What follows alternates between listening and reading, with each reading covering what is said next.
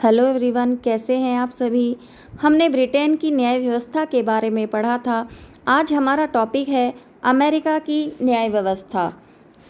American राज्य संघ, जो कि अमेरिकन संघ की स्थापना से पहले स्थापित था, के अधीन एक संघीय न्यायपालिका की कोई व्यवस्था नहीं की गई थी।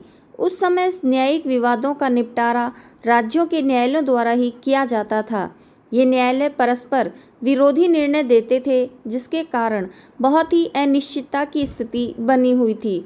नए संविधान की स्थापना करते समय संविधान निर्माताओं के मन में यह बात भी थी, क्योंकि इस संविधान के अधीन एक संघीय सरकार की स्थापना की जा रही है, जिसमें संघ और राज्य सरकारों के बीच कभी भी झगड़े की संभावना बन सकती है। इसलिए एक ऐसी न्यायिक व्यवस्था की आवश्यकता होगी जो इन दोनों सरकारों के बीच उत्पन्न होने वाले झगड़ों का निपटारा कर सके। वे यह भी जानते थे कि संघ के अधीन राज्यों में झगड़े भी होंगे, जिनका निर्णय करने के लिए एक मध्यस्थ की आवश्यकता होगी जो सभी राज्यों से ऊपर हो और उनके आपसी झगड़ों का निपटारा कर सके।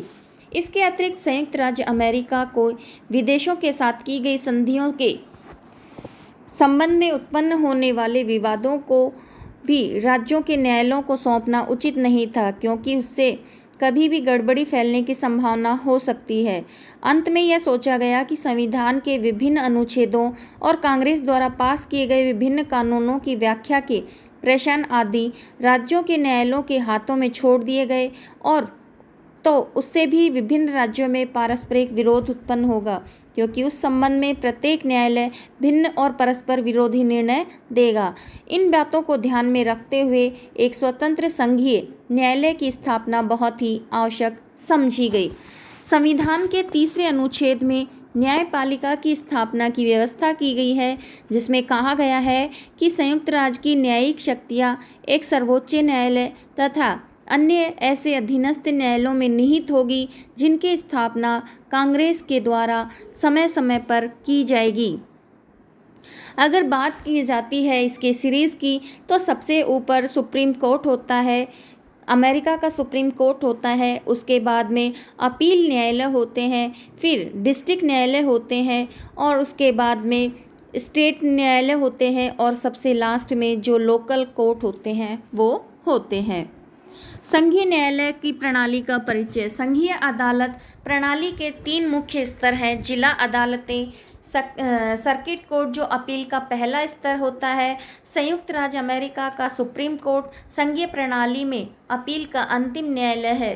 पूरे देश में 94 जिला अदालतें, 13 सर्किट कोर्ट और 1 सुप्रीम कोर्ट है। संघीय व्यवस्था में अदालतें राज्य अदालतों की तुलना में कई मायनों में अलग तरह से काम करती हैं। दीवानी मामलों के लिए प्राथमिक अंतर उन मामलों के प्रकार हैं जिन्हें संघीय प्रणाली में सुना जा सकता है। संघीय अदालतें सीमित क्षेत्राधिकार वाली अदालतें हैं, जिनका अर्थ होता है कि वे केवल संयुक्त राज्य के संविधान द्वारा ही अधिकृत मामलों की सुनवाई कर सकती है। संघीय कानून संविधान या संधियों के तहत उत्पन्न होने वाले किसी भी मामले के लिए संघीय जिला न्यायालय प्रारंभिक बिंदु है। इस प्रकार के क्षेत्राधिकार को मूल क्षेत्राधिकार कहा जाता है।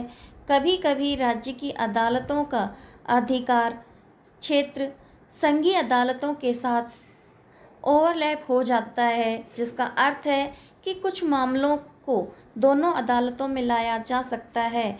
वादी के पास राज्य या संघीय अदालतों में मामला लाने का प्रारंभिक विकल्प होता है, हालांकि वादी अलग राज्य या राज्य अदालत अलग से चुनता है। जो मामले पूरी तरह से राज्य के कानून पर आधारित हैं, उन्हें अदालत के विविधता क्षेत्राधिकार के तहत संघीय अदालत में लाया जा सकता है।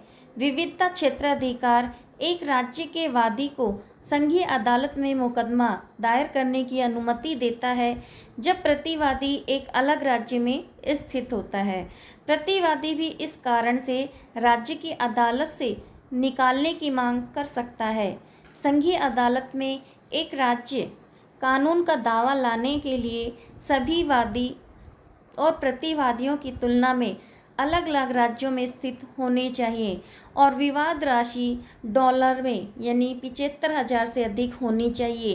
विविधता क्षेत्राधिकार के नियम यहाँ बताए गए नियमों की तुलना में कहीं अधिक जटिल हैं। आपराधिक मामलों को विविधता क्षेत्राधिकार के तहत नहीं लाया जा सकता। राज्य की अदालतों में आपराधिक मुकदमा चला सकती है और संघीय सरकार केवल संघीय अदालत में आपराधिक मुकदमा चला सकती है। यह भी ध्यान रखना महत्वपूर्ण है कि दोहरे खतरे का सिद्धांत जो एक प्रतिवादी को एक ही आरोप के लिए 2 बार मुकदमा चलाने की अनुमति नहीं देता, संघीय और राज्य सरकार के बीच लागू नहीं होता। जैसे कि राज्य एक हत्या का आरोप लाता है और उसे दोषी नहीं ठहराया जाता, तो संघीय सरकार के लिए कुछ मामलों में प्रतिवादी के खिलाफ आरोप दायर करना संभव है यदि अधिनियम संघीय कानून के तहत भी अवैध है।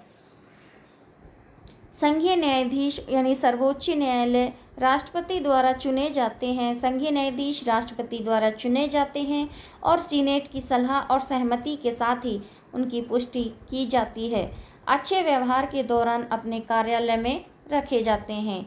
न्यायाधीश अपने शेष जीवन के लिए अपना पद धारण कर सकते हैं, लेकिन कई बार वो पहले भी इस्तीफा दे देते हैं या सेवानिवृत्त हो जाते हैं। उन्हें प्रतिनिधि सभा द्वारा महाभियोग और सीनेट द्वारा दोष सिद्धि द्वारा हटाया जा सकता है। इतिहास में कथित है कि गलत कामों के कारण 15 संघीय न्यायाधीशों पर महाभियोग चलाया गया। आजीवन नियुक्ति का एक अपवाद मजिस्ट्रेट न्यायाधीश के लिए है, जो जिला न्यायाधीशों द्वारा चुने जाते हैं और एक निर्दिष्ट अवधि की सेवा करते हैं। जिला न्यायालय जिला अदालतें संघीय अदालत प्रणाली की सामान्यतः निचली अदालत है। प्रत्येक जिला अदालत में कम से कम एक संयुक्त राज्य का जिला न्यायाधीश होता है, जिसे राष्ट्रपति द्वारा नियुक्त किया जाता है और सीनेट द्वारा आजीवन अवधि के लिए उसकी पुष्टि की जाती है। जिला अदालतें संघीय अदालत प्रणाली के भीतर मुकदमों को संभालती है और इसमें दोनों ही प्रकार के मुकदमे आ जाते हैं, दीवानी और आपराधिक मामले। जिला अमेरिकन अटॉर्नी के समान है और यूएस अटॉर्नी अपने संबंधित क्षेत्र में संघीय सरकार के लिए प्राथमिक अभियोजक है। जिला अदालत के न्यायाधीश अदालत के प्रबंधन और अदालत के कर्मचारियों की निगरानी के लिए जिम्मेदार हैं। वे तब तक सेवा जारी रखने में सक्षम हैं जब तक वे अच्छे व्यवहार को बनाए रखते हैं और उन्हें कांग्रेस द्वारा महाभियोग द्वारा हटाया जा सकता है। देश भर में 670 से अधिक जिला अदालत के न्यायाधीश हैं। जिला न्यायालय के कुछ कार्य संघीय मजिस्ट्रेट न्यायाधीशों को दिए जाते हैं। न्यायाधीशों के बहुमत से जिला अदालत द्वारा मजिस्ट्रेट नियुक्त किए जाते हैं और पूर्णकालिक होने पर 8 साल और अंशकालिक होने पर 4 साल की अवधि के लिए सेवा करते हैं, लेकिन उनकी अवधि पूरी होने के बाद उन्हें फिर से नियुक्त किया जा सकता है। आपराधिक मामलों में मजिस्ट्रेट न्यायाधीश कुछ मामलों की देखरेख कर सकते हैं, तलाशी वारंट जारी कर सकते हैं, गिरफ्तारी वारंट जारी कर सकते हैं, प्रारंभिक सुनवाई कर सकते हैं, जमानत दे सकते हैं, कुछ गति तय निर्धारित कर सकते हैं जैसे कि सबूतों को दबाने के लिए प्रस्ताव और इसी तरह की अन्य कार्यवाहियाँ की जा सकती हैं। दीवानी मामलों में मजिस्ट्रेट अक्सर कई तरह के मुद्दों को संभालते हैं, जैसे कि पूर्व परीक्षण, गति और खोज जैसे मुद्दे। इसके बाद आते हैं जिला अदालतों से ऊपर आते हैं सर्किट कोर्ट। एक बार संघीय जिला अदालतों ने एक मामले का फैसला कर दिया तो मामले को संयुक्त राज्य की अपील की अदालत में ही अपील की जा सकती है। 12 संघीय सर्किट हैं जो देश को विभिन्न क्षेत्रों में विभाजित करते हैं, जैसे कि 5वें सर्किट में टेक्सास, लुइसियाना, मिसिसिपी राज्य शामिल हैं। इन राज्यों की जिला अदालतों के मामले की appeal United state court of appeals court 5th circuit में की जाती है, जिसका मुख्यालय न्यू ऑरलियंस, लुइसियाना में है। इसके अतिरिक्त federal circuit court of appeals के पास पेटेंट जैसे बहुत विशिष्ट मुद्दों पर राष्ट्रव्यापी अधिकार क्षेत्र हैं। प्रत्येक सर्किट कोर्ट में कई न्यायाधीश होते हैं जो पहले सर्किट पर 6 से लेकर 9वें सर्किट पर 29 तक हो सकते हैं। सर्किट कोर्ट के न्यायाधीशों को राष्ट्रपति द्वारा आजीवन नियुक्त किया जाता है और सीनेट द्वारा इसकी पुष्टि की जाती है। जिला अदालतों द्वारा एक निर्णय को अंतिम रूप देने के बाद किसी भी मामले को सर्किट कोर्ट में अपील की जा सकती है। कुछ मुद्दों को अंतिम अपील करके अंतिम निर्णय से पहले ही अपील की जा सकती है। सर्किट कोर्ट में अपील की सुनवाई पहले एक पैनल द्वारा की जाती है जिसमें 3 सर्किट कोर्ट जज होते हैं।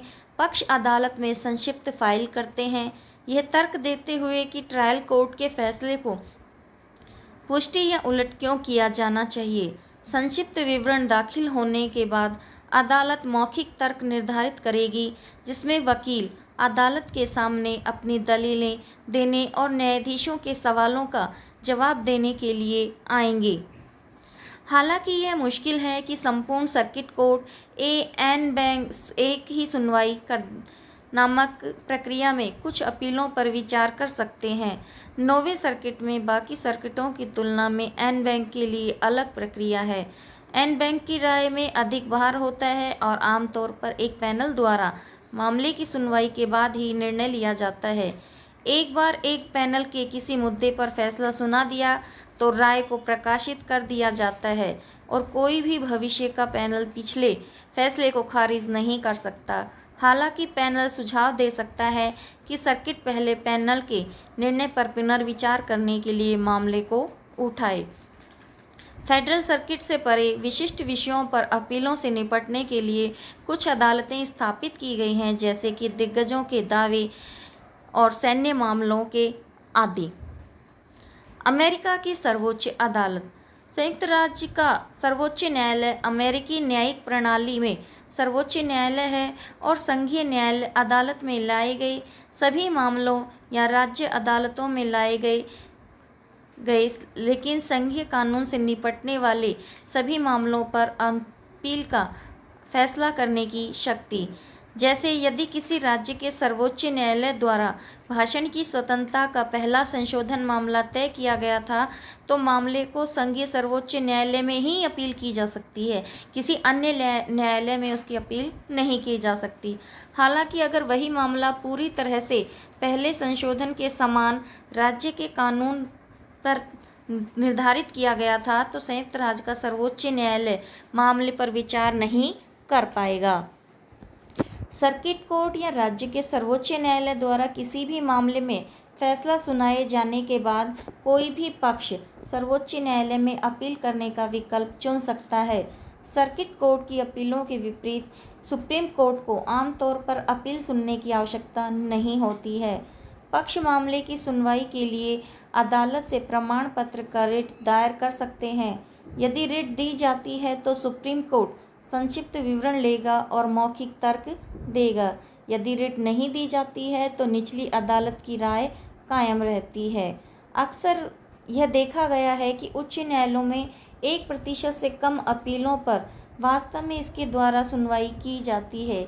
न्यायालय आमतौर पर ऐसे मामलों की सुनवाई करता है जब किसी विशेष मुद्दे पर देश भर में परस्पर विरोधी निर्णय होते हैं या जब किसी मामले में कोई गंभीर त्रुटि होती है।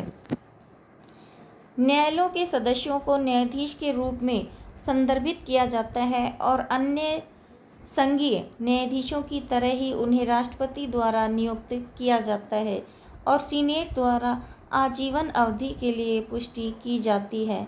अदालत में 9 न्यायाधीश हैं, 8 सहयोगी न्यायाधीश हैं और 1 मुख्य न्यायाधीश है। संविधान सर्वोच्च न्यायालय के न्यायाधीशों के लिए कोई आवश्यकता निर्धारित नहीं करता।